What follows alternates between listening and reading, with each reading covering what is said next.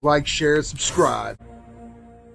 Tanner Cross is on administrative leave for what he said about gender identity. He said he would not call a student who's transgender by their preferred pronoun. I can't lie to children, and I got to also represent a whole community that believes in biological facts and scientific facts.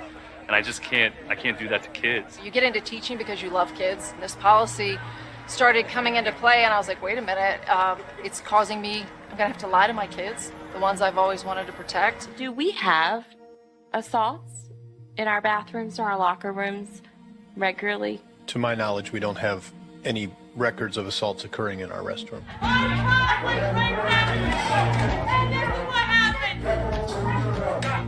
The predator transgender student or person, simply, it does not exist. The Virginia Department of Education says it is now reviewing whether the Loudoun County School District has properly reported cases of sexual assault. This comes after a 15-year-old was charged on 2 separate occasions for assaulting 2 different students at different schools.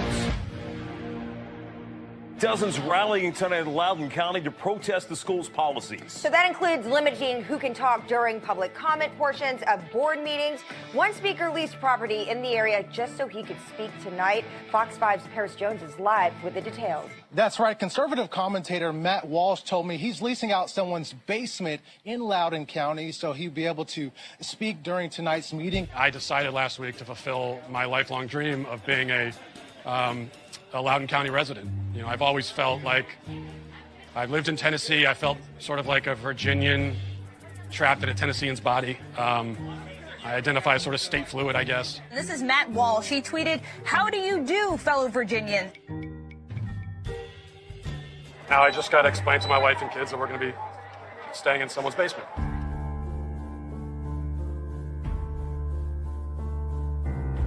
They tried to muzzle me by not allowing me to speak. And when that didn't work, they tried to muzzle me with a mask. I would thank you all for allowing me to speak to you tonight, but you tried not to allow it, yet here I am. Now, you only give us 60 seconds, so let me get to the point. You are all child abusers.